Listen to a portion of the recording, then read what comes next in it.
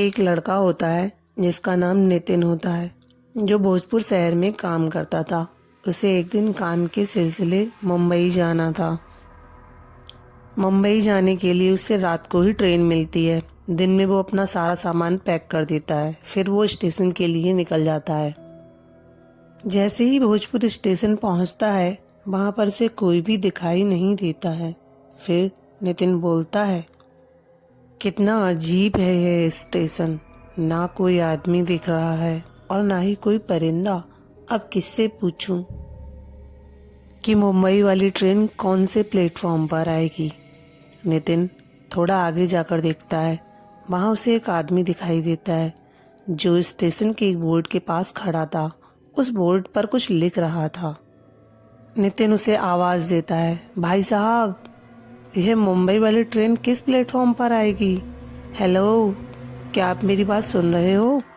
नितिन के किसी भी बात का जवाब नहीं आने पर वो उस शख्स के और पास चला गया। लेकिन उसने जो देखा उसे देख उसके पैर तले जमीन खसक गई। वो आदमी अपने हाथ को लहूलुहान करके स्टेशन पर लिखे भोजपुर नाम को काट कर उसकी जगह मौतपुर लिख रहा था।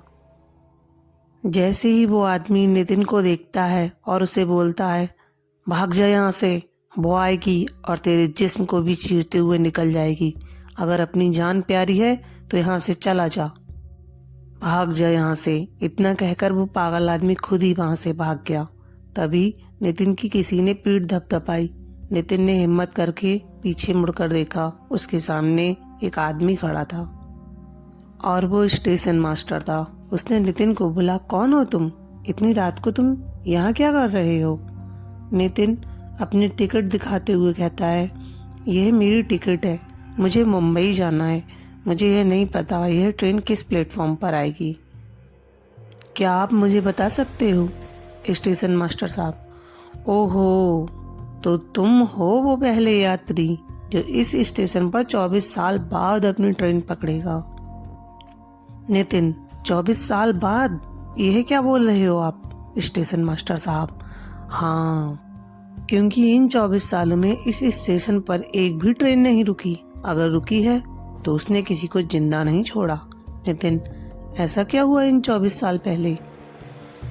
कौन किसको जिंदा नहीं छोड़ रहा था स्टेशन मास्टर साहब? मुझे अब डर लग रहा है। स्टेशन मास्टर साहब, डरते क्यों हो? उसने अपना इंतकाम पूरा कर दिया, अब वो किसी को भी नहीं मारेगी। चलो मैं तुम्हें इस स्टेशन की कहानी सुनाता हूँ। वैसे भी तुम्हारी ट्रेन आने में अभी वक्त है। आज से 24 साल पहले यहाँ एक स्टेशन मास्टर था जिसका नाम मोहन था। उसकी एक सरिता नाम की बेटी थी।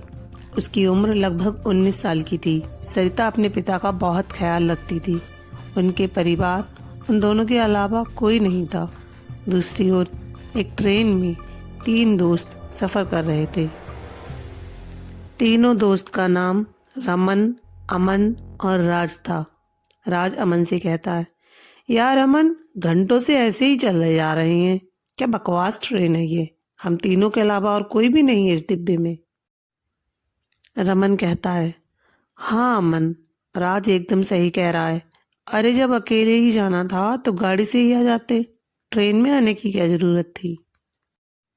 अमन, चुप बैठो तुम दोनों की बहुत सुन ली। जिन लड़कियों से बात की थी साथ चलने के लिए वो तो आई नहीं, इसमें मैं क्या कर सकता हूँ। राज रमन से कहता है, लड़कियां साथ नहीं आई तो क्या हुआ, रास्ते से किसी को भी उठा लेंगे।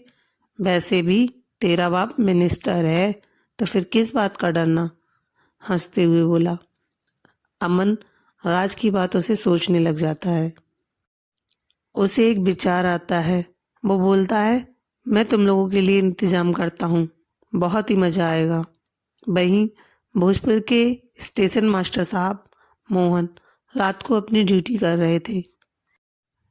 तभी उनकी बेटी सरिता स्टेशन पर टिफिन और स्वेटर लेकर आती है और अपने पिता को बोलती है, आज भी आप सब भूलकर काम पर आ गए ना।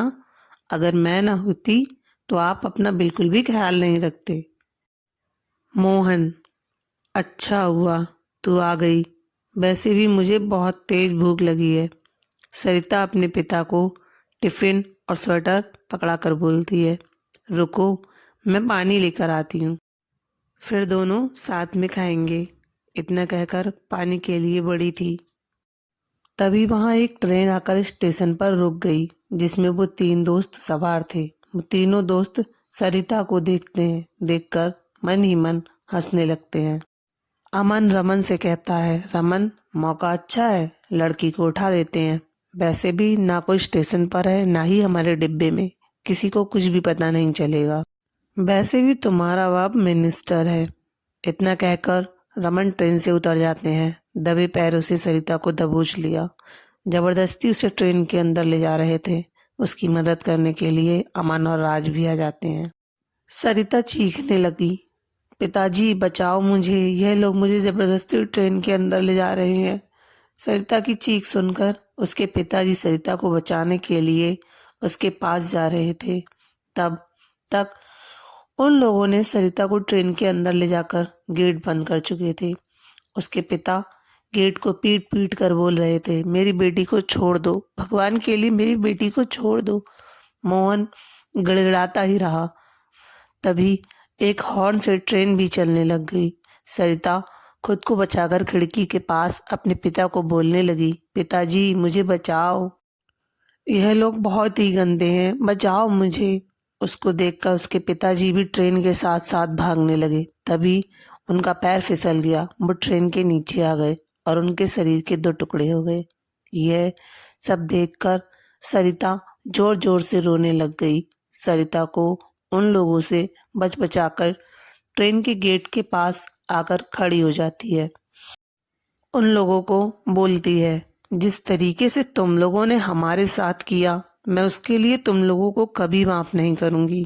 जब तक तुम लोगों के खून से नहीं नहा लेती, मेरी आत्मा को शांति नहीं मिलेगी। इतना कहकर वो ट्रेन से कूद जाती है और उसकी मौके पर ही मौत हो जाती है। कहानी सुनते हुए नितिन स्टेशन मास्टर साहब को बोलते हुए कहता है, सरिता तो मर गई, तो उसका बदला कब पूरा हुआ? स्टेशन मास्टर साहब, सरिता के मरने के बाद उसकी आत्मा इस स्टेशन से गुजरने वाली हर ट्रेन का पीछा करती है। जो भी उसके रास्ते में आता है उन्हें वो चीर कर निकल जाती है। इस डर से यहाँ पैसेंजर ने भी उतरना बंद कर दिया। धीरे धीरे यहाँ ट्रेन भी रुकनी बंद हो गई। लेकिन एक रात वहीं तीनों इसी रास्ते से मुंबई जा रहे थे। सरिता की आत्मा उन तीनों लोगों को देख लेती है, ट्रेन को उसी जगह पर रुका देती है। रमन बाहर जाकर देखता है तो उसे वहाँ पिताजी दिखते हैं। रमन वहाँ उतर जाता है, साथ में उसके दोस्त भी। सरिता की आत्मा ने यह सब मायाजाल किया उन लोगों के साथ, ताकि वो ट्रेन से उतर जाएं। तभी उनको वहाँ एक आवाज़ सुनाई देती है, आखिर तुम लोग आ ही गए। तुम लोगों ने मेरी जिंदगी बर्बाद कर दी थी, आज मैं तुम लोगों को नहीं छोड़ूंगी। इतना कहकर सरिता की आत्मा अमन और राज को बुरी तरीके से मार देती है, उनके शरीर के टुकड़े टुकड़े कर देती है। उन लोगों की भयंकर तरीके से मौत देखकर रमन माफ़ी मांगने लगता है। इन लोगों की बातों में आकर मैंने यह काम किया, वरना यह काम मैं कभी भी नहीं करता। मैं तो अपने पिताजी को ढूंढने के लिए आया था, पर मुझे क्या पता था कि आज मेरी मौत आएगी, वरना मैं कभी इस रास्ते पर नहीं आता। सरिता की आत्मा बोलती है, तेरे पिताजी मेरे पास हैं, वो देख तेरे पीछे। रमन पीछे मुड़कर देखता है, उसके पिताजी बाहें फैलाए उसका इंतजार कर रहे थे। सरिता की आत्मा बोलती है, जिस तरीके से मेरे पिता अपनी बेटी के लिए तड़प कर मर गए, उसी प्रकार तुम्हारे पिता अपने बेटे को मरता हुआ देखेंगे। सरिता की आत्मा रमन के शरीर से तेजी से पार होकर गुजर जाती है और उसके शरीर के चीथड़े हो जाते हैं। यह देखकर रमन के पिता पागल हो जाते हैं। कहानी सुनाते हुए स्टेशन मास्टर नितिन को बोलता है, जो आदमी आज तुम्हें मिला था वो कोई और नहीं बल्कि रमन के पिता थे। आज भी बेटे को खो देने के गम में पागल की तरह इधर उधर घूम रहे हैं। तब तक नितिन की भी ट्रेन आ जाती है और वो उसमें बैठकर मुंबई चला जाता है।